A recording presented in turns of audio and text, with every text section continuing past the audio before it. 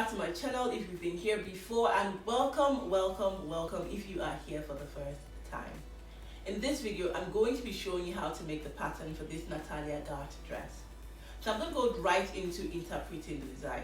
Now what I see here is a loosely fitted wrap dress with long sleeves. The sides have slits at the bottom that are slanted inwards. Now for the belt, I had to think a lot about how it was going to be placed because I couldn't see a very clear picture. So what I'm going to be doing is I'm going to send the channel from the center front on one side through the back to come out on the side seam of the other side so that you can pass a belt through and tie it on one side. Alright then, go ahead and grab all your grabbables and let's get started. Now don't forget to subscribe if you haven't subscribed yet. Turn on your notifications so that you do not miss out on any of my diary entries. Also, give this video as many likes as you can if you want to see more of this kind of videos from me. And let me know your thoughts in the comment section below. My name is Ijeoma, and welcome to my sewing diary.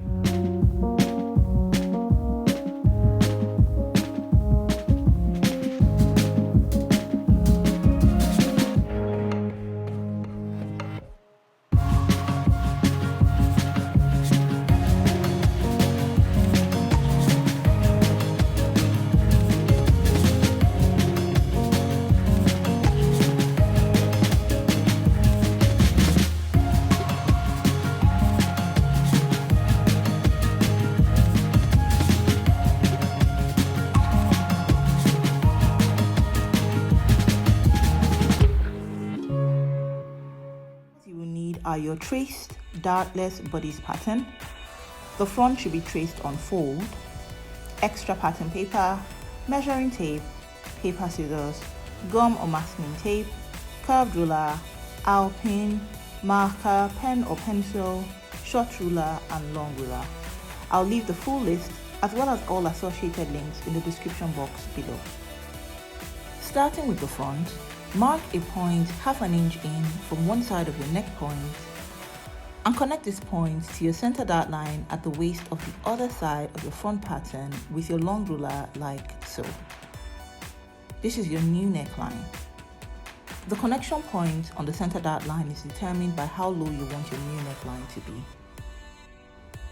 Draw your bust radius round the bust point on the fuller side, and then draw a line from the bust point to the armhole and from the bust point to your new neckline. This line should cut the new neckline at about 1/3 of its length. We'll be contouring the neckline by transferring its excess to the armhole. So at the point where the short line going through the neckline touches the bust radius, mark 1/4 inch out from the short line and draw a line from the bust point through this new point and pattern the new neckline to create a dart. Cut through the line drawn at the armhole and then seal the dart created at the neckline. This will cause your armhole to expand. Redraw your neckline with your long ruler. Place extra pattern paper underneath the armhole and redraw your armhole. Measure the length of your armhole and note down. Remove the excess paper through the new neckline and center dart line like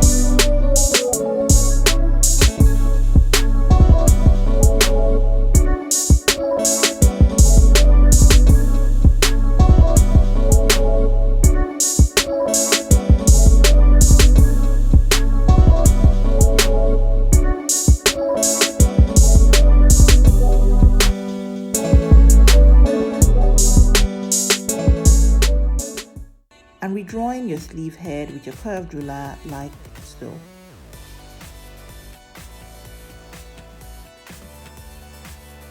Extend the length of your sleeve to your desired length. I extended mine by 1 inch. And then measure the width of where you want your sleeve to stop at your wrist, remembering to add some allowance. Divide this width by 2 and mark the divided measurement from each side of the center line. Also slim fit at the elbow line by dividing your measured desired circumference at your elbow by 2 and marking on each side of the center line on the elbow line. Connect the points at the new hem to the points at the elbow line and then to the front and back points at the bicep line with your ruler. Based on individual measurements, it must not look like this.